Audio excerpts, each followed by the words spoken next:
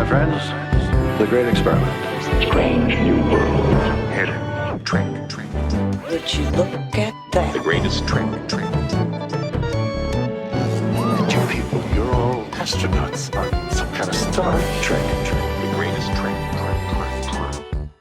Welcome to Greatest Trek.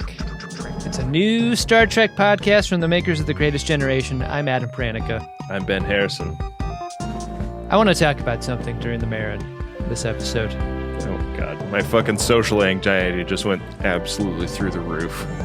Now, you know all about this because we haven't had a chance to talk about the Paramount Plus thing and the removal of Prodigy from the service and so forth. Yeah.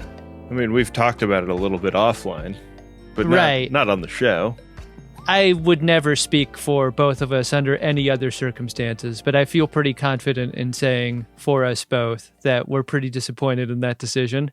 Yeah. Both because we like the show and we like the people who make it, and I am mildly optimistic because of the optimism of those creators in what could possibly happen next at the time of this recording. Yeah. I mean, I think there's a change.org petition going around to save the show. Do change.org petitions do anything ever? I feel like there have been a couple of shows that have been snatched back from the brink by big fan outcries, but yeah, if I had to guess about the future, my guess is that it's not Paramount Plus that would save it. It would be some other network. But, I think a big enough outcry maybe does make a group of executives worrying about the bottom line change their mind about something like this. So, the way animation works is that it takes forever to make animated shows. So there is a season 2 of that show, and I really hope we get to see it someday. It definitely has a value. It has more value than sitting up on a fucking shelf. Yeah. I mean, if you're feeling powerless about yet another machine grinding up and throwing away something that you love, Aaron Waltke did put out some thoughts on Twitter about what you can do in the aftermath of all this, and I wondered if you wanted to hear those, Ben. Sure. I think he may have put this on Mastodon as well, but we should share it here. Here's what Waltke has said. Using Star Trek Prodigy and Save Star Trek Prodigy hashtags are helpful and good, and you should use them. You should also buy all the stuff. This is the sad consequence of this. Decisions involving money often respect money spent in the aftermath. Right. If you love Prodigy and you have little kids around, physical media is a great way to let the people know that there is money to be lost in a decision like this. There's DVDs and toys and video games and stuff. All that's out there. All that really helps. Consume the thing that you love and pay for it if you can is, not just a message for now, but maybe a message for always, because you just never know when folks at a network are going to make a decision for you, Yeah. It's a bummer. I'm bummed. It's sad, but this isn't a sad show. We're a happy show. We like making jokes and having a good time. So we're not going to dwell on the sadness of it. No. If the last episode of Prodigy that we watch is the last that ever comes to light, I want to congratulate all of the talented folks that worked on that show. I thought out of a pretty weird mix of ingredients, they made something that was really special. I agree. What a great note to end on. And, not having to see Rocktalk's mouth one more time, also something that we can all take comfort in. I read a lot of press about the end of Prodigy, and no one was celebrating that aspect. I will remain the only champion of that great big upside. Hey, whoever decides to pick up Star Trek Prodigy, and I'm confident someone will, I think before you go to air, maybe you can do something about that mouth. Yeah, and also, if there's a couple of Star Trek podcasters you've ever wanted to see blown out of an airlock in a scene, I'm sure you'll have enough time to do some, rewrites and make adjustments to season 2 before you start putting it out. Just saying. And if you're involved at all in this decision and you want to spill some tea, you want to hurl some tea all around, love to be the location for that kind of conversation. Oh, yeah. Shoot your ropes of tea all over us. I like that quite a bit. Well, good luck with choosing Showtime in the divorce. Sure, it'll be fine over there at Paramount. Yeah. Adam, do you want to get into the episode of Strange New Worlds that we came to talk about today? There is so much Strange New Worlds this episode. A full hour. Yeah. Strange New Worlds for the full hour. Oh, we better start, Ben. It's season 2, episode 5, Charades. You know the greatest danger facing us is an irrational fear of the unknown. Self-discovery. The unknown. We get a Chapel's log right off the top, and the ship is on its way to the system of Vulcan to survey one of the moons there. This is a moon where an ancient civilization had lived, and then it vanished. Yeah, the Karkovians. But all that remains of them is an energy anomaly. And some ruins. This seems like something that the Vulcans would do for themselves. They love scanning for life forms, you know? Why let someone else scan your moon when you can do it yourself? I mean, some people enjoy having their moon scanned. Maybe that's how the Vulcans get down, you know? Yeah, maybe so. I mean, that would surprise me, given the tension we experienced this episode. So the captain has decided that this is a pretty light lift mission-wise, and the crew could use some downtime, so they're doing this one at impulse. They're on a slow cruise, and folks have a little bit of extra time on their hands to get into hijinks. I do not like hijinks. This is in keeping with Pike's lovemaking technique, right? He's not hitting it. He's slowly foreplaying it. Yeah. This one, right? The anticipation is as delightful as the act itself. So true. Everyone loves downtime. And I guess everyone on this ship enjoys fight training.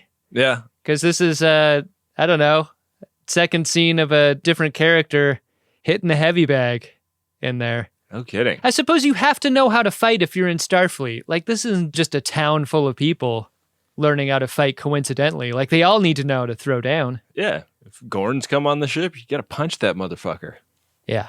So Nurse Chapel is getting ready to do her interview for this archaeological medicine fellowship that's actually sponsored by the Vulcan Science Academy. So she's here in system getting ready for it. And this is a project she's doing with a whole bunch of people. Everybody's kind of pitching in to help Nurse Chapel memorize all the stuff she needs to know to study the medicines of ancient civilizations, I guess. This is an episode that I thought was just delightfully edited the whole way through. The way the storytelling baton is passed throughout the different scenes. Yeah. The bookend quality to those scenes. The sneaky cuts that they make, through bulkheads and stuff. This is one of those scenes that is really an example of that. Loved it. It's really zesty editing, and I also really liked the filmmaking. This is all kind of the backdrop of a situation that is building over the course of this opening sequence, reestablishing that she and Spock are in a little bit of an awkward place interpersonally. And there's that shot in the elevator where he gets on board and she's on the other side of Mbenga, and there's just really beautiful close-ups in that scene. It almost was framed like a Wes Anderson film, the kind of using symmetry to bring out certain qualities in the shot, and I loved it.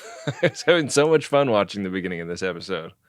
Mbenga's react here at the end of that ride is also so great. And where they choose to make that cut is mid-turn. Yeah. There's a scene after this that we don't get to see between them, and that's great. Yeah. So we toss over to a log by Spock. It's not only Nurse Chapel making logs this episode. No, and Spock says some interesting things about the therapies that M'Benga has suggested for Spock, which makes me all the more curious about his reaction to experiencing those up close, like the consequences of them, I mean. Like, for M'Benga to see his weirdness on display and to know that he's had a role in their creation has got to make a tension in him. Yeah. But the headline is that he's fully suppressed all his emotions. Yeah. And he's fully suppressed his sense of smell also in Pike's quarters, where he's dabbled in some cooking lessons from him. And he can neither smell the food nor the humans around. So what's the deal with plomeek soup then? How piquant is it? You know? I guess it was piquant because Neelix thought it was too bland. So is Vulcan food all super bland? But when I think about why it would be bland, I guess it's like a break for a Vulcan to not suppress feelings or sensations about the thing they're consuming. Yeah. Like, oh, this is a break. I'm having the most boring soup ever. I don't have to have a feeling about this at all. You don't have to do the nasal suppressant if you live on Vulcan among only Vulcans, right? Right. But if a human like walks in and is like, oh man, my spaceship broke down. Hey, do you guys have a phone I could use? Is everybody in the room like, oh God, oh. It's got to go both ways though, right? Like, if humans smell unusual to Vulcans, Vulcans and Vulcan the place must smell unusual to them. How could it not? Unless it smells like barbecue or something and they're like, this smells great. It's not possible that Vulcan smells like nothing, right? I don't know. Yeah, a lot of unanswered questions, W/R/T, the sense of smell in this episode, and just how much is being sacrificed by Vulcans that live among humans. All I can say is, you're missing the good stuff here.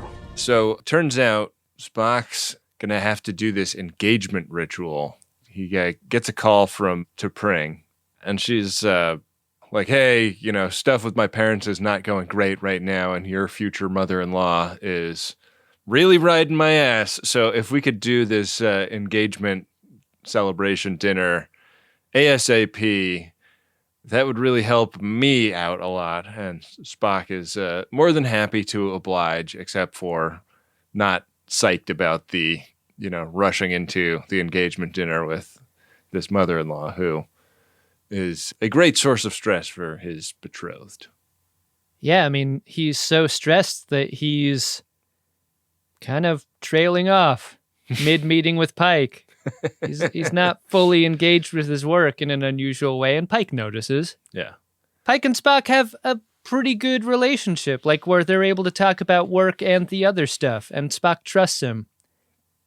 Spock is doing his best to reassure Pike that, like, this distraction of the engagement ritual that's coming up is just a momentary thing that's been on his mind, but it's not going to affect the mission. And the mission that they are discussing is this close flyby in a shuttlecraft of the ruins of the Karkovian civilization. So this is great timing for Pike to say, like, hey, a little staffing change on the mission. You're going to be going with Nurse Chapel.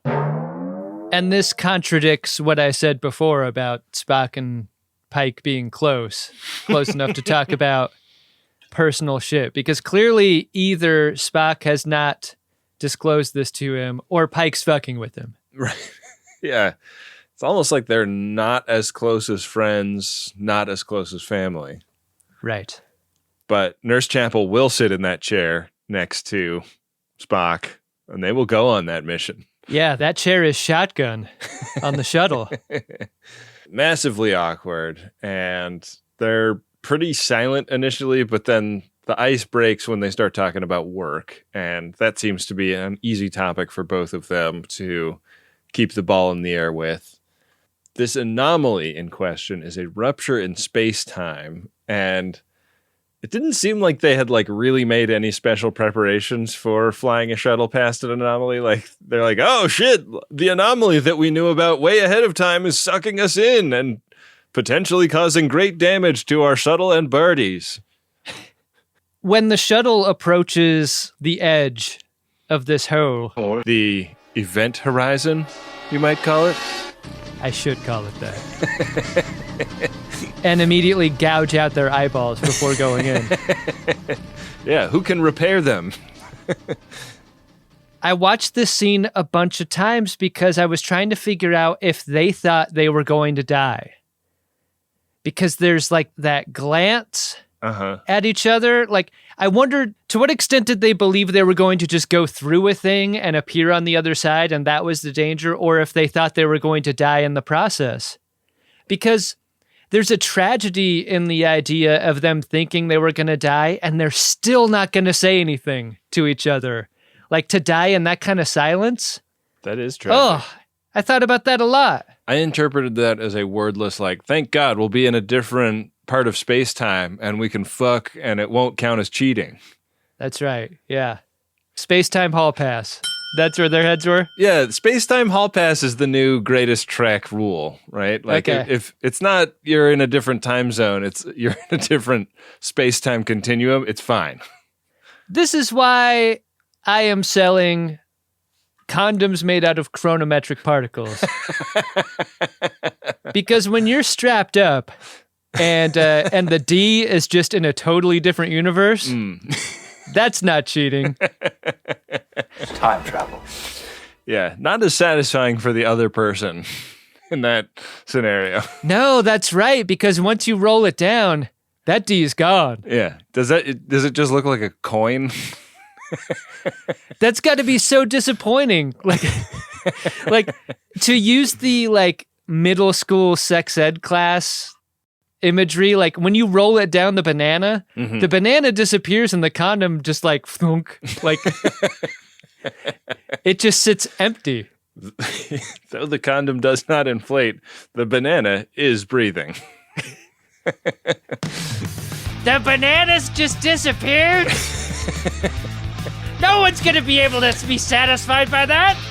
A pocket dimension is a sector of space-time that is not connected to our present reality. You may belong to a religion where pocket dimensions do not count as virginity loss.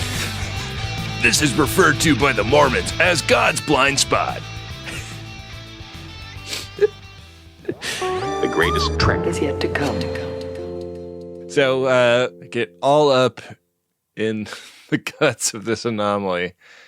And it's like a fade to white kind of situation. And then we are in a POV of Spock on a bio bed in 6 Bay, waking up, looking at Pike, Mbenga, and Nurse Chapel. They are looking down at him with great concern, and he is looking up at them, wondering what happened in this crash. Very angelic are Pike, Mbenga, and Chapel above Spock's bedside. I was really impressed by, like, these 3 actors are so fucking great looking that you can shoot them from this, like, super low angle and they all still look absolutely great. You're so right about that. How unfair is that? Like, 1 out of 3 people shot from below should look pretty mid. Not these 3. It's nuts. Yeah. Next time we'd have Anson Mount on the show, I want to ask him about, like, what do you do to look that good from below? I think you'd be very disappointed in the answer and how impossible it would be for either of us. Yeah, you can't get here from there. Would be his answer. Spock's got a great new haircut. And that's a pretty nice haircut. And great new ears. Yeah. Yeah, he had his ears done by the aliens, and he's suddenly human, Adam. Sure is. He has a much better grasp of English profanity than he's ever had before either, because this is another great edit in the middle. We cut right into theme. Yeah, it was good. It was good. I wish they'd used the phrase suddenly human and given him a slick back haircut just to really underline that, but...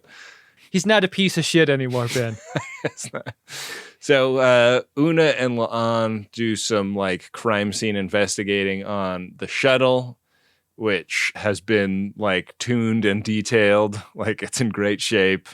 They find a little gadget resting on one of the seats waiting for them, and they referred to this thing as a calling card. Good call, Ren. That's bone. When they take it up to Ensign Uhura, she uses it to blow in a FaceTime call to whoever fixed up the shuttle and fixed up Nurse Chapel and Spock. I love how up for this the bridge crew is. Like, the pace of play here is so fast. Like, they recognize it's a calling card. They understand they have the ability to communicate with these people. Pike's like, I don't have anything else going on. Let's go ahead and do it. So they call up these people on FaceTime, and it's Yellow. Yeah, Yellow is hotboxing the fuck out of the room she is in. We don't get to actually see Yellow's face because there's so much smoke in there.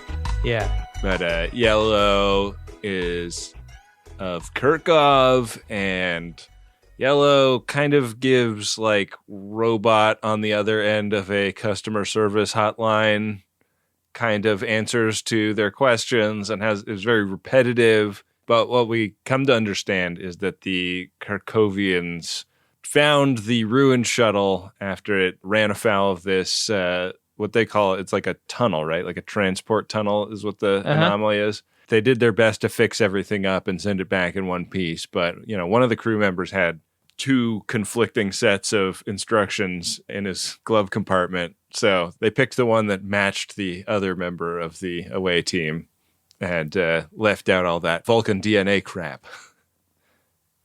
If you don't know anything about Vulcans and humans, and you're just trying to fix a thing that's broken, that showed up on your doorstep or whatever, like, everything kind of makes sense. Yeah. It's explained in that tight vernacular that the Kirkorians speak in. And when Yellow hangs up on them, it seems like it's not over. Like, this is a type of being that you could have another conversation with. It doesn't seem like remediation is final. Right. But like when you get the robot on a customer service call, it's very hard to like escalate, like I want to talk to a robot that has more authority to help me with this is like not a question you can ask. How did no one press 0 during this FaceTime call? Like, the idea that they just get hung up on is ridiculous. Yeah. Yeah. And the idea that they never try calling again also is very silly. Yeah. Yeah, it is. Thanks are not required. No further contact is necessary. But they talked to Spock about like, hey, so here's what happened. How feel you? And Spock feels. This is just an enormous Ethan Peck episode on every level. It's not just that he's acting human, but the way he acts human. And in the course of such a compact amount of time, scene to scene, it made me feel crazy to watch him. Yeah. In a very effective way. Yeah, because there's lots of stuff that is still super Spocky about him. And I feel like it's the habit of being Spock, not the essence of being Spock that he's bringing to it. Yeah. I don't know. I mean, I think that Tim Russ set a high bar the couple of times that he played a Vulcan who was stripped of his Vulcanness in Voyager, and I think Ethan Peck did a great job following in those footsteps. This version of Spock is such an interesting reminder about how it isn't just human emotion, but the things that trigger human emotions that have got to be unusual for him. Like the idea of hunger or fatigue or frustration. It's not just like the pictures outside of a public bathroom in an airport going like, how clean am I? Go from like smiley, straight face and frown. It's like a fully realized spectrum of consequences and feelings involved.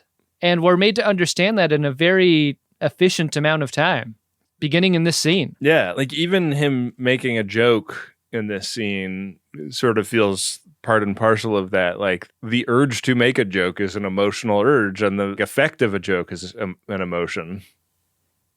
In a way that, like, I think we all know that intrinsically from being human beings, but like to see someone grapple with that as a character was really interesting and fun. I feel grateful that you're trying to help me. Seriously, it's so nice of you. He can smell now. He smells bacon. And he's hungry, which means he overeats bacon. Yeah. He overdrinks drinks. I mean, this was another kind of montage-y cutting between scenes with the same character sequence, a lot like Nurse Chapel's log at the beginning of the episode. And it's such a funny idea of how you can kind of celebrate the highs and lows of being human with a character who isn't used to it. It's also an example of a show that isn't a comedy editing for comedy very deftly. Yeah. This is great. Yeah, it was good. It is brought up that he is feeling all of these feelings in a way not dissimilar to a teenager feeling all of their new feelings for the first time. This is something that La'an kind of talks him through. I feel like they ring the Spock is acting like a petulant teen bell a few times throughout this episode. Yeah, if that's the starting place where you're developing this character, it seems like that could be a good place to start if you're him. Yeah. And now I'm embarrassed. So meanwhile, Nurse Chapel is having a terrible time because she is racked with survivor's guilt for having come away from whatever this very vaguely described shuttle accident was, totally unscathed. They still don't really know what happened to them. So she's feeling really bad about the whole thing, and it seems that it is also complicated by the feelings that she has for Spock and the fact that he is not really the guy that she has those feelings for anymore. And also the fact that she is like under a ton of stress studying for this application she's trying to do. It's hard working with your friends, and that's what this is, right? She's got a job to do, but she's also got a job to do for her bud. Yeah. And possible romantic interests. So this has got her all scrambled up. And I've got to believe that showing up late to this interview with the Vulcan is a terrible move, a career-limiting move.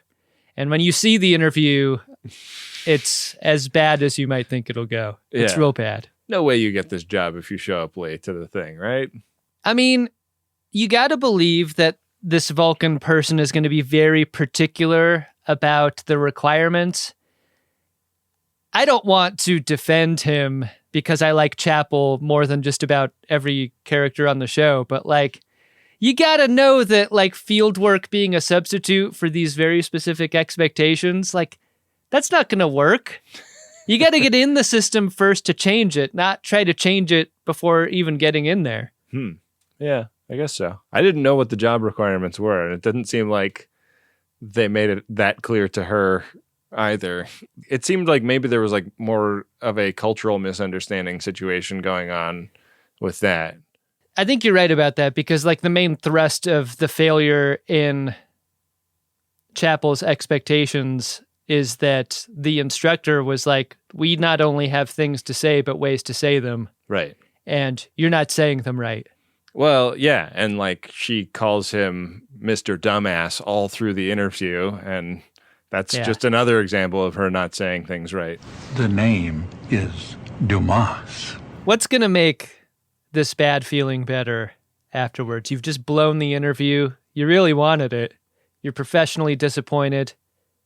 In the corridor, Spock finds Nurse Chapel and gives her a hug. And Spock's funny here. He's real funny. Good job by Spock. That's an interesting puzzle, especially I feel like you go through in adolescence, like when is a hug something somebody wants? And I never felt like I knew. So I remember it being like a thing in high school, you know, like, yeah. Sometimes you'll get a hug from someone and be like, oh my God, that was really nice. Mm-hmm. You know? Yeah. That's sweet. Yeah. Vulcans can be such jerks. This is the moment in the episode I started to recognize what kind of Star Trek episode this was going to be. Because Star Trek does this all the time. A character you love has been changed. And they start to demonstrate behaviors that you actually like better than the original flavor. And you're like, are they going to murder this guy at the end and then never talk about it? Each of you is going to have to live with this. Because Spock's pretty likable here, and he does many likable things throughout the episode. This was the creeping thought in the back of my mind, starting pretty much here. The back of his head was not creeping, though, so... No, yeah. We need to score a lot of latinum fast. We're licensed businessmen. Hey! Cheaters don't deserve Nausicaa and latinum. Spock's mama beams aboard. Mia Kirshner's back. Yeah. How about that? Love her. Never totally feel comfortable with her being cast as his mother. She does not look old enough. Right. Yeah. I have no idea how old Mia Kirshner is, but just based on the way she and Ethan Peck look, I'm like, they could play brother and sister. It's true. Spock's beanie better be on the fucking Star Trek merchandise page at once after this. It's a great beanie. It's a solid beanie. It kind of feels like it's there to be on the Star Trek merch website, though, right? Yeah. I want it. It's not silly. It's regulation. Pike has a great sequence here because Pike helps cover for the wearing of the beanie, and then Pike attempts to cover for the idea that this special dinner isn't a good idea to be having anymore to a very different amount of success, I would say. Yeah. Pike is with those. Seems like Amanda Grayson is really desperate to make sure stuff goes well with T'Pring's family because she is just as aware of what a tricky situation T'Pring is in as anyone else. I did think it was a little bit presumptive of her to just arrange that the Vishal ritual would take place on the Entrepreneur without actually asking the captain or anyone if that was cool. I thought so too.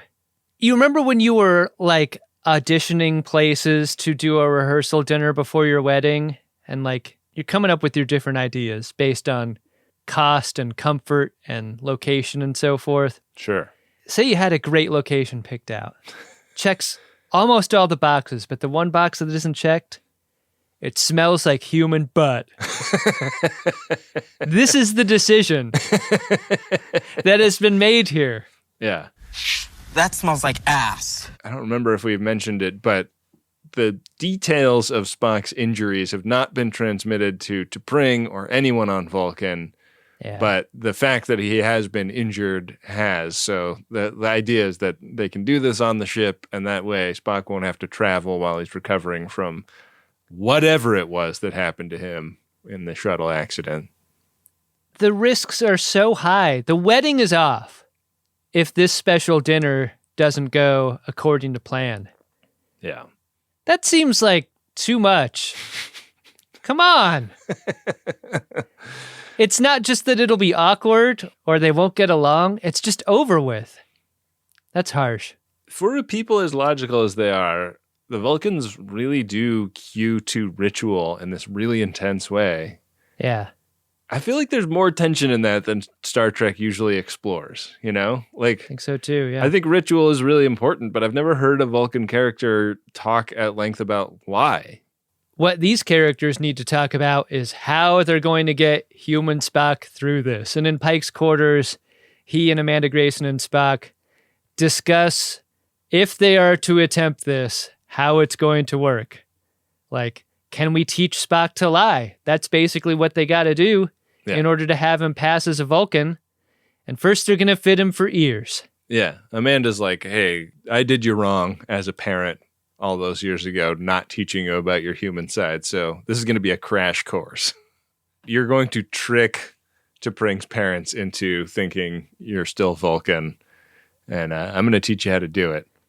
You'd think that the lying lessons would be the very first class, but no, it's about the ceremony, mostly, and his ears, and his speech patterns. Flatter, more robotic.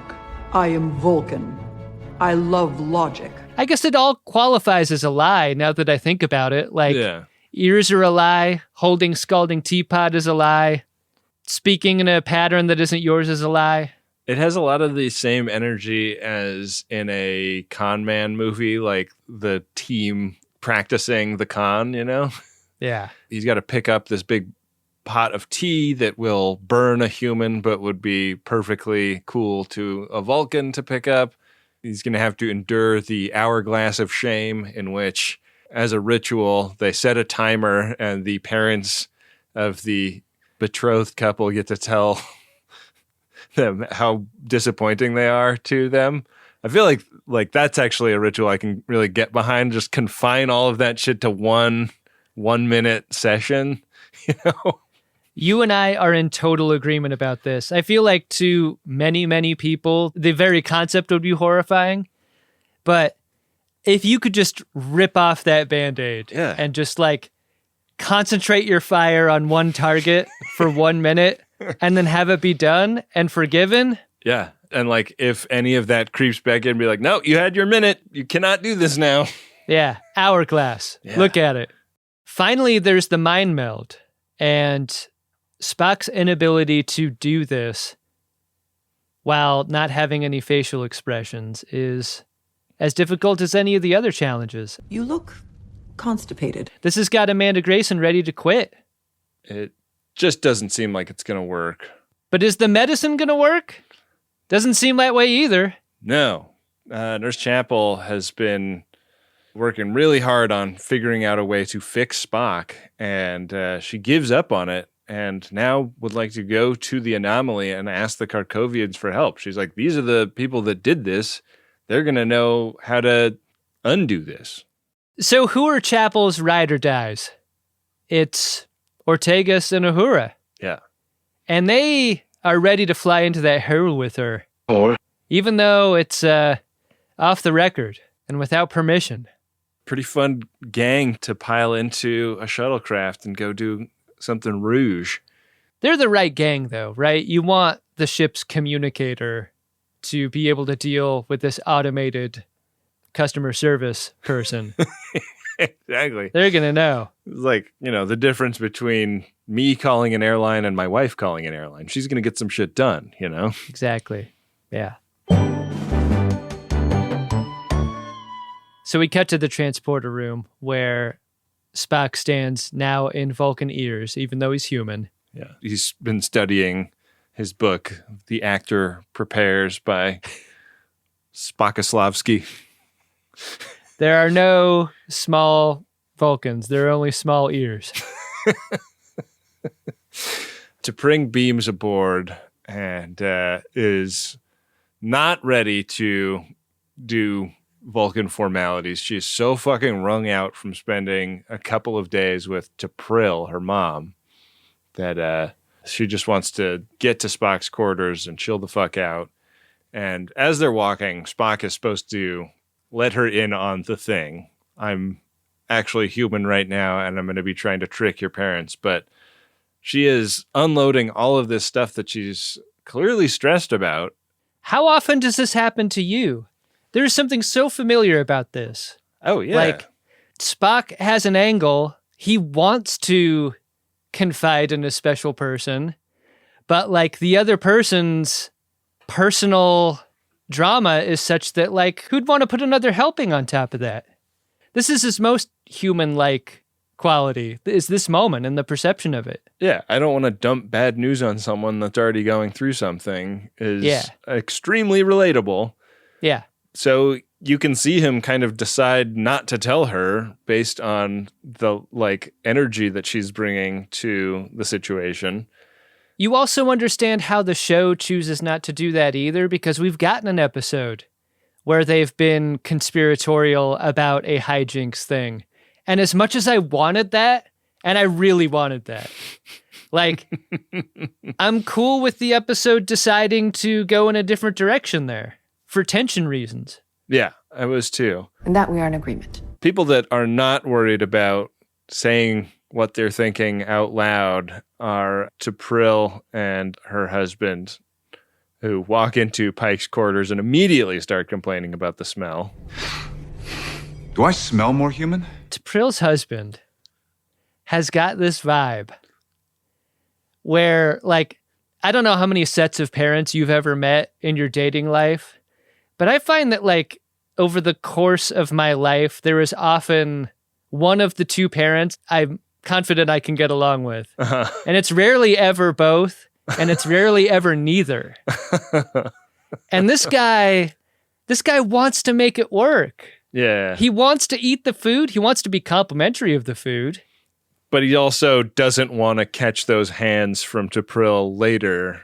So he is going along to get along a lot. How much did you expect an off to the side T'Pril's husband and Spock conversation to go? Like, T'Pril's husband being like, you gotta get out of this, man. You don't want to end up like me. Save yourself. I had a full head of hair like you at the beginning of this marriage. Look at me now.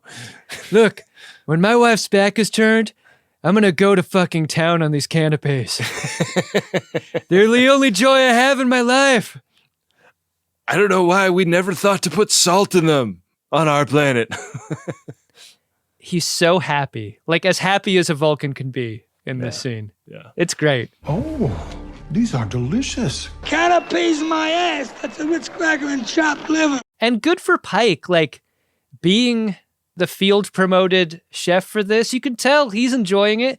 And crucially, it gives his character a reason to be in the room, because I think we really need that. We need Pike reacts. Yeah. It's such a funny scene, especially after this whole season of like almost no Pike or kind of humiliated Pike, that again, he is just like in the room getting the smell of his apartment dragged and getting his recipes dragged and like just having to grin and bear it because this is so high stakes for Spock.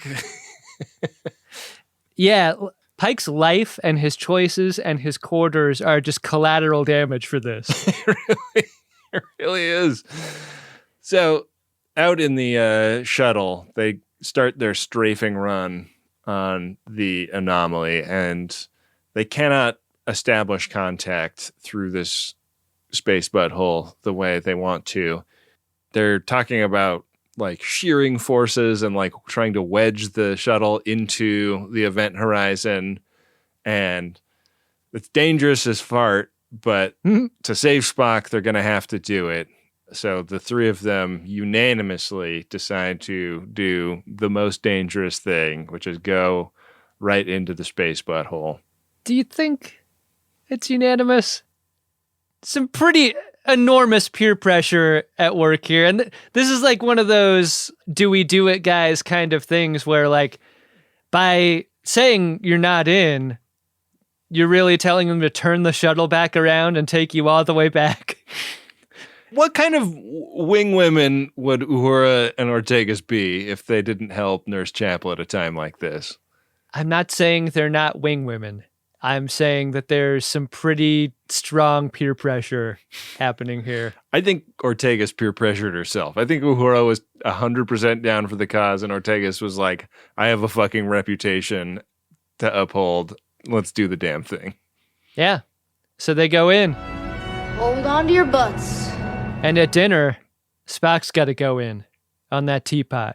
Yeah. And the faces that Spock makes at Pike, the faces that Amanda Grayson makes at him, when T'Pring grabs Spock's hand after and hurts him, and like the expression on Spock's face during that, like amazing nonverbal action in this scene that I just love. The scene is so tense.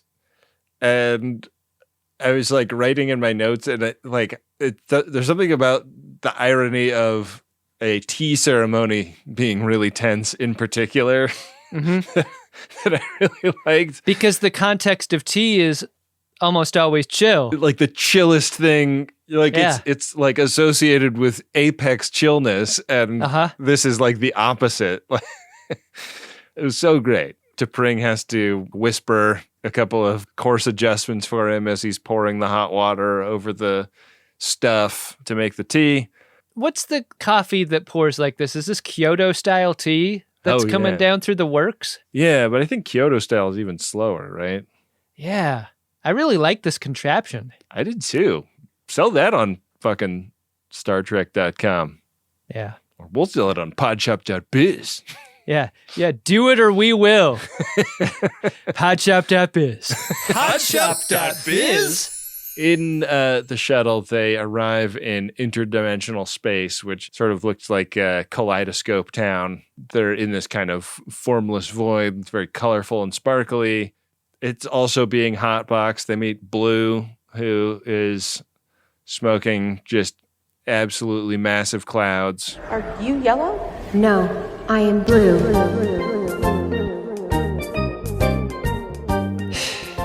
This scene made me uncomfortable because I'll admit it. I thought it was yellow at first. And confronting my own inherent possible interdimensional racism is a hard moment for me. I look forward to your quad box apology. Yeah, I'm drafting that up now as we speak. Just stress that you're ready to start listening. Yeah, I'll do that.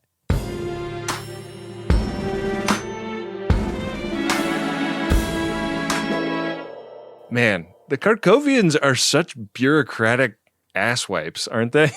They're not so bad. They just have rules. No one's on the same level. That's the problem. They need to get on the same level. It's nice to have rules, but not if the rules are impenetrable and unknowable to everybody else. It's like, why the fuck is my class Y boarding pass not eligible for a complimentary upgrade? You know? I don't know what a class Y is versus a class D. That wasn't an option when I was buying it. It isn't just the rules, but it's the inflexibility of those rules, right? Right. Because not yellow, blue makes the case that I fixed him. Like, we all fixed him. And not only did we fix him, the comment period is over. Yeah. But we didn't know about the comment period. And so they're like, okay, bring us yellow because we want to speak to your manager. And clearly yellow is blue's manager. At this point in the scene, they're at loggerheads, I would say. They really are. It's so irritating to need a thing and to confront this construction, like this vernacular construction that is so impenetrable. Yeah. When it would be so much easier to have a human interaction with another person where you're just plainly stating what you need and what you're trying to accomplish. Oh, that is like a really disappointing part of modern life. Yeah. It would be better were it not that way. If it is to be said, so it is. But we got to cut back to Pike's quarters where they have flipped over the hourglass and T'Pril starts laying into Spock over turning his back on Vulcan and T'Pring by having his complicated Starfleet schedule. And they just fucking light his ass up. Like sands in the hourglass, these are the airing of grievances. And when they get done, Spock like excuses himself and goes and like screams into a towel and stuff. I thought this was like some of Ethan Peck's best work. Yeah. He's so limited physically by Spock ordinarily, to see him bust out of those limitations as an actor and like put them on display was a real treat. Yeah, it really was. These grievances are tough because the parents disagree with how harsh they can and should be to their children. Yeah. But like there's something inarguable about the grievances leveled against Spock. Like, hey, you're never around. Can't argue with that. No. And choosing Starfleet over your responsibilities to T'Pring also seems pretty difficult to argue with. And that's got to be what makes it so hard emotionally for him. It's not just that he's being criticized by people whose approval he cares about getting. It's that they're right, maybe? Yeah. There's not a part where they flip the hourglass back over and you get to defend yourself. You know, there's no rebuttal in the ritual. Yeah, why isn't that a part of this? No, it's about hearing it from somebody else's perspective and endeavoring to improve. It's about taking it. Yeah. Mm. So back in pocket dimension, Nurse Chapel learns that Spock moved the shielding in the shuttle to specifically protect her at great risk to himself when they were crashing. On a shuttle, there's this little dial on the dashboard. You can do like symmetrical shields, and then it's complicated shields. And that was the setting Spock chose. What does that mean? Right. That's a really intense thing to learn. And she's trying to make the case like, fix him. He's my friend. And there's, Yellow is pushing back with we don't just let anyone ask us to fix someone. Like, you have to be closer than friends to do that. Or have their power of attorney. Right.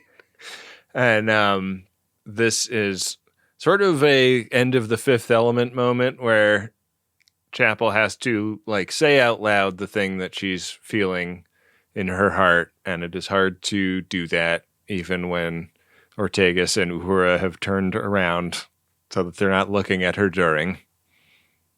Christine Chapel has cut myriam Y incisions into a million different birdies in her distinguished career. She's seen guts and guts and guts. She's seen probably the grossest shit you can ever imagine. For Uhura and Ortegas to have to turn around so that she doesn't see their faces in order to deliver this truth about herself, I thought was great. Yeah. Like, there was something so difficult about that. She could not look at them during. I love that take. So express this she does, and back in the quarters, like Pike kind of helps Spock out by putting some brakes on the ritual, slowing it down by suggesting a game of charades. Like, on the one hand, like, I respect Pike for like trying to help Spock out and trying to find a way to slow the proceedings down to give Nurse Chapel time to fix Spock. On the other hand, like, it doesn't seem like T'Pril's energy is, I'm not going to look this up later. And when T'Pril looks up what charades is after they get home and find out it is not a sacred human ritual. This moment was written by theater nerds. Like, that's the only way you get to this moment. And I'll say this, I would rather have my marriage dissolve than to play charades under these conditions. I wouldn't do it. I couldn't do it. I couldn't see how the episode was going to give us the promise of the premise here. Like, they named the episode Charades. I was like, is Spock going to do, like, try to spell out Casablanca or something? Mm-hmm, mm-hmm. Fortunately, we get saved by the doorbell, right? We do. The vitamins come just in time. And instead of what Spock needs to turn Vulcan, it's Dr. Mbenga's green juice. And he fucking tears Savin and T'Pril apart. Shoot him! I thought that the scene where Nurse Chapel was administering this hypo spray to Spock was incredible because it is so loaded. Like, she is saving him. She is putting him back the way she wants him, but at the same time furthering his means of continuing on a path that leads directly away from her. It feels like a form of lobotomy, doesn't it? And it's like heartbreaking for that reason. Yeah. And the moment she decides to jab him is like the exact moment that he intends to like disclose the big truth. She doesn't want to hear it. Yeah. Great moment. Great moment. He now can actually mind meld. So he goes back into the room and mind melds his mom. It's a memory from going to school back in the day. Nothing major, but that's not the requirement. So T'Pring's family hand him the W. How about T'Pring coming to the defense of Amanda and Spock here? I thought this was a great moment for her. Yeah. Yeah, I did too. Like, do you have to shit on everything, Mom? God, yeah. They did the thing. The ritual has been completed. Your assessment is not required. Like, it kind of seems like a moment where T'Pril and Savin are gonna turn out to be okay. Like, you know, didn't think you could do it, but great work. But it's this kind of backhanded compliment about overcoming his handicap. And he takes great umbrage with this and de-ears himself. How surprised were you that human ears were under the Vulcan ears? I thought for sure he was going to pull off those ears and his Vulcan ears would have returned. What if he had just like little nubbins, like they're starting to grow back, but they haven't, you know? Yeah, like a succulent growing a new thing. Yeah, and, you know, he just lights them up. He makes them feel like the assholes they are because they consider humans less than, and he hits them with the truth that, like, to have fooled you while I was genetically human is a sign of my true strength. Well, I think one aspect I really like about this scene is that he makes it more about his mother than he does about himself. Yeah. And that her humanity doesn't make her less at all. Like, he comes in defense of her almost more than he does himself. Yeah. Like, she lives on Vulcan and fucking eats plates of shit from you people all the time. And yeah, she still does it because of her strength. It's interesting the look you get on T'Pring's face at the end of this confrontation, because I really wondered whether she was upset because of the outburst or because of the conflict or whatever. But in the scene that follows, it's clear that her issue was that she was the last to know about this. Yeah. Like, yet again, this was a thing that Spock went through without her. And it sucks to be someone's special person and to not be in on the struggle.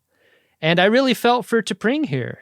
Like, she doesn't believe that he trusts her for whatever reason, and that seems sufficient enough to call for a break in the relationship.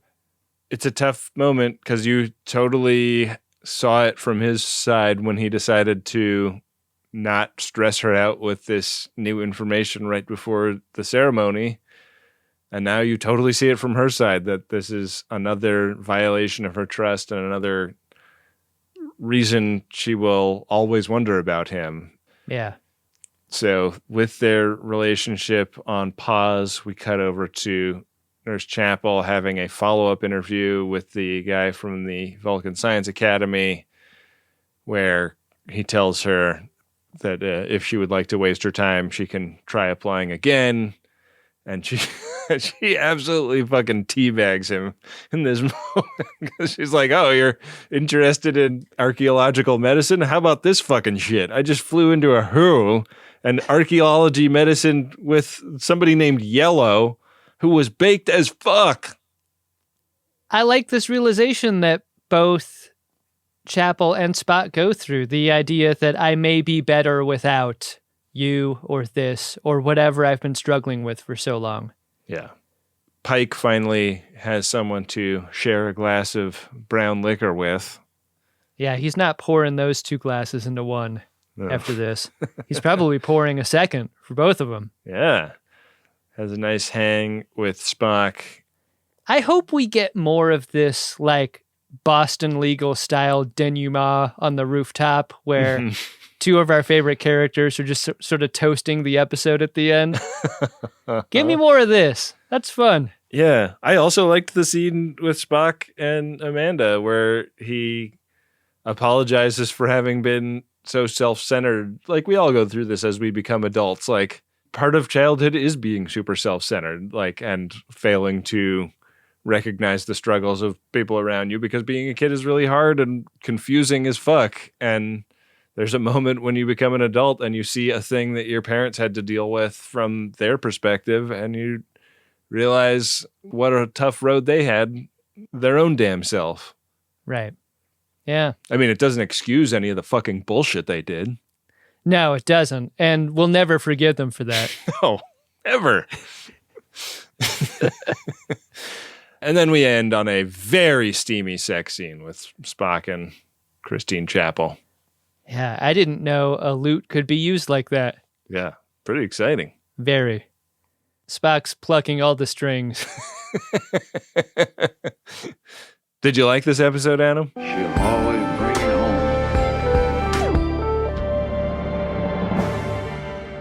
I think to like the episode means that this ending needed to hit for you. And I really did feel the catharsis of the moment of Spock and Chapel finally letting the emotional dam break and having cover to do it. Like, they couldn't do this up until now. Spock was attached. Chapel knew this. But I thought a lot about how I also didn't want the tension to go away. Like, I think the show's done a really good job at spacing them in an interesting fashion and, like, maintaining that. And I don't want this to turn into the last season of The Office, where the conflict of the day is Chapel and Spock's finding a babysitter or whatever. Like, I like the original flavors of these characters. I hope that they continue to create interesting stories if they are romantically involved. The episode as before the ending, I thought was super solid, and I think it's because of the strengths of the ensemble. Again, not a huge Anson Mount episode, but we get his seasoning on scenes that really make them great. We get Gia Sandhu. I feel like it diminishes her to begin by saying how distractingly pretty she is, because she is, I think, really, really funny. And she's funny in this episode too. The way she grapples with what's going on seems like very lived in and relatable for being in a culture that is not either of those things. Like, she somehow performs that magic trick that, like, makes you feel for her and actually agree with her decision at the end. Yeah. And if we're getting Alien of the Week or whatever, a very different and interesting kind of alien than we've gotten before, and a novel solution to a problem. Remains to be seen whether or not Uhura and Ortegas and Chapel are in trouble for this, though. Like, I understand we were, like, nearing an hour. We probably couldn't have that scene. Maybe that scene was cut out, but wow, you talk about freelancing. Yeah. Pike, maybe time to pull the reins on the crew a little bit when Spock's taking the ship out and the rest of the bridge crew are stealing shuttles and doing this kind of freelancing. I don't know. But yeah, I think in totality, I did like the episode a lot, with that note about, like, what happens from here and being maybe a little curious about that. What about you? I totally agree with your assessment about the end. Like, I am ultimately disappointed in this episode because I've always shipped Chortegas. Mm-hmm. And this seems to further foreclose on that. But yeah, like, I'm also moderately excited because I think that when you get your Sam and Diane characters together, it's a big Rubicon for a show to cross. Yeah. And I think that this writer's room is good enough to pull something off with this in a way that I'm kind of curious to see. They absolutely are. Like, there's no evidence that they can't make this work. I trust them. As long as Paramount doesn't rip the fucking rug out from underneath a successful production. Yeah. I'd be really shocked if they did that to this show, but yeah, who knows? Well, Adam, do you want to go check on our Priority 1 inbox, see if there's anything shocking in there? Priority 1 message from Starfleet coming in on secured channel. I've steered my shuttle right into the event horizon of our first Priority 1 message, Ben. It's of a promotional nature.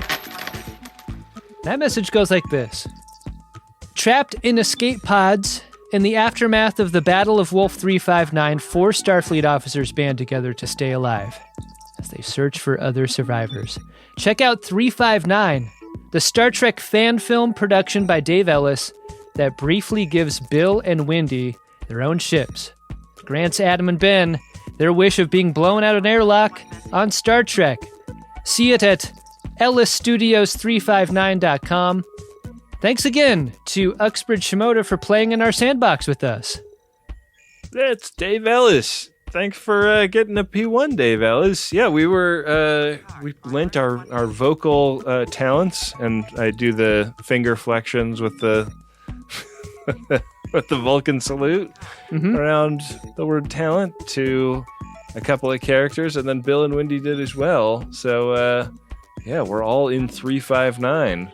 So you can check it out at ELLISstudios359.com. I always have a hard time reading two lowercase L's together. Do you?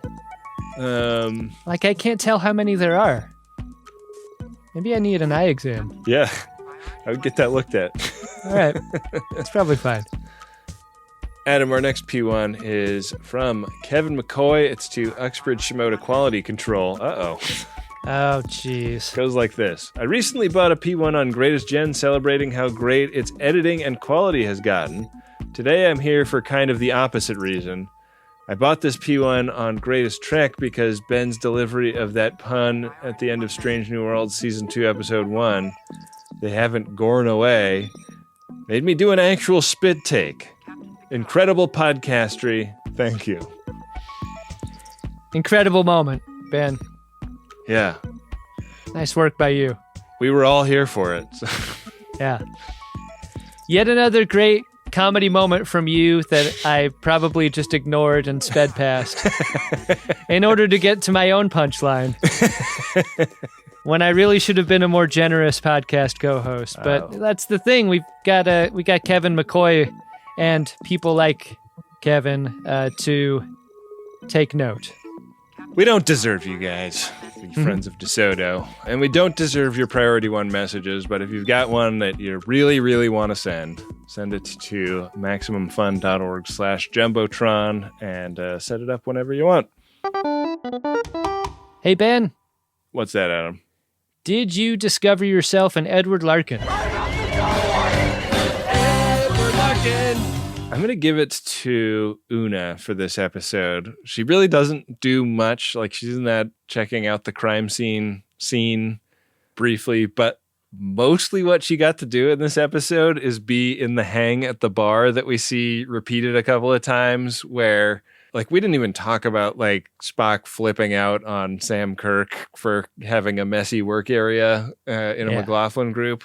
But part of that montage was contrasting Spock as a Vulcan in a hang where everybody's laughing at a joke versus Spock as a human in a hang where everybody's laughing at a joke. And I really liked that Una was, like, mainly in this episode to laugh her ass off. What a great day at the office. Yeah. For Rebecca Romaine, right? I know. That's cool. Yeah. So I think she's going to be my Edward Larkin today. How about you?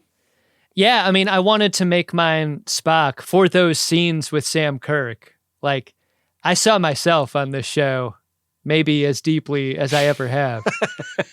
Like a man who just could not deal with someone else's lack of fastidiousness. Mr. Kirk, clean your mess. But I think just generally, Ethan Peck, this episode is such a fucking condor spreading his wings, like, to fully fill the frame of this show. Like, I really enjoyed watching him go in all the places.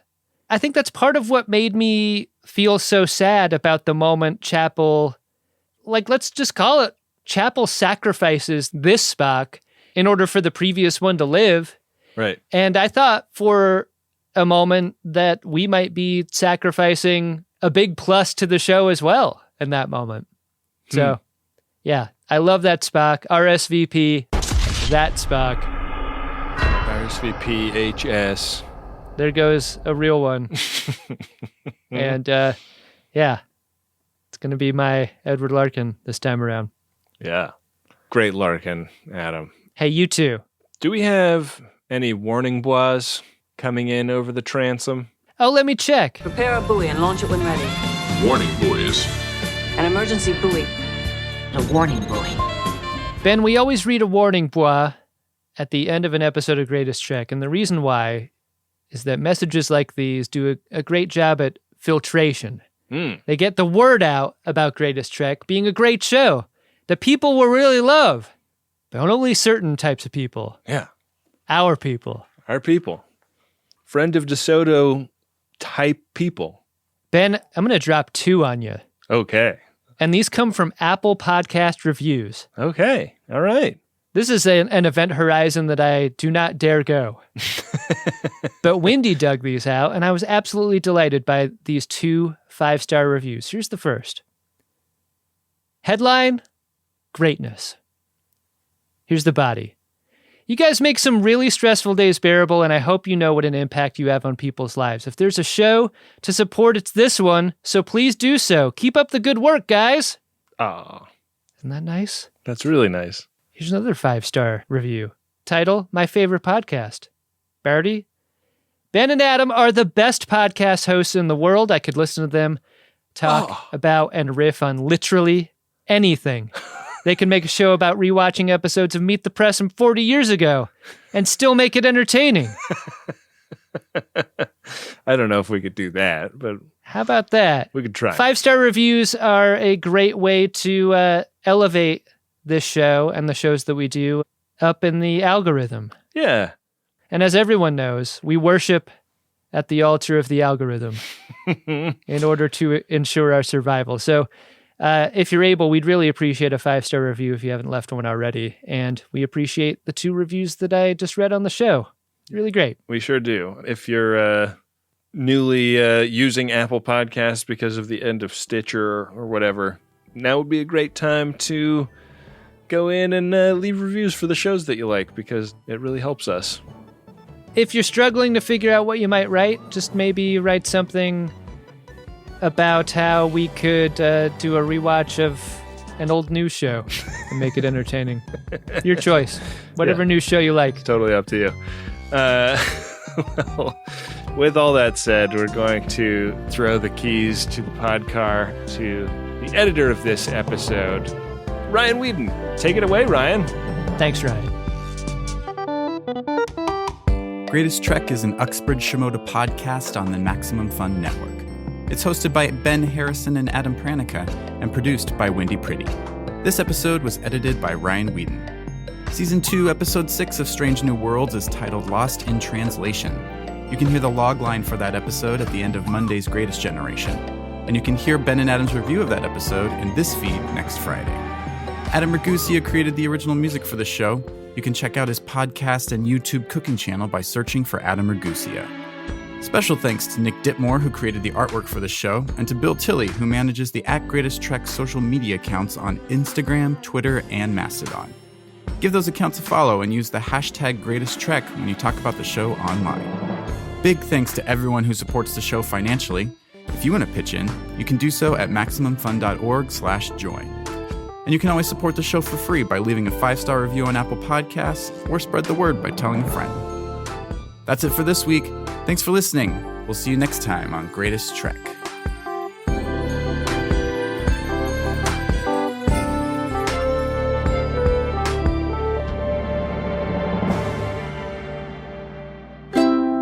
Maximum Fun, a worker-owned network of artist-owned shows. supported Directly by you.